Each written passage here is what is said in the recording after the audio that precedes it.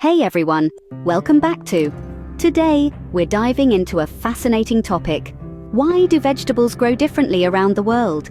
Whether you're an avid gardener or just curious about global agriculture, stick around for some amazing insights and practical tips for growing your own veggies at home. Let's get started.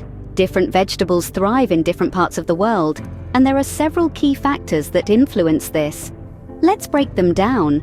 First up, climate and weather play a huge role. Vegetables have varying needs for temperature, sunlight, and rainfall.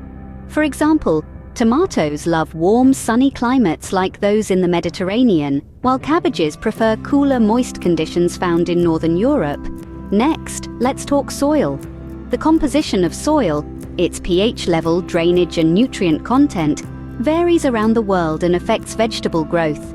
Carrots, for example, grow best in sandy, well-drained soil, while lettuce prefers rich, loamy soil. Day length, or the amount of daylight hours, also affects vegetable growth.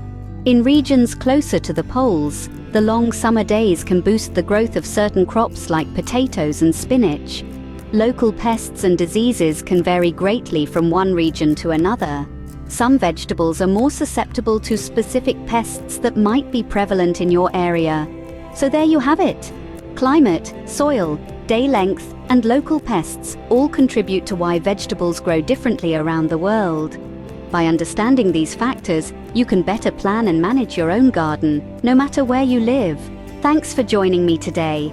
If you found this video helpful, give it a thumbs up, and don't forget to subscribe for more gardening tips and global insights.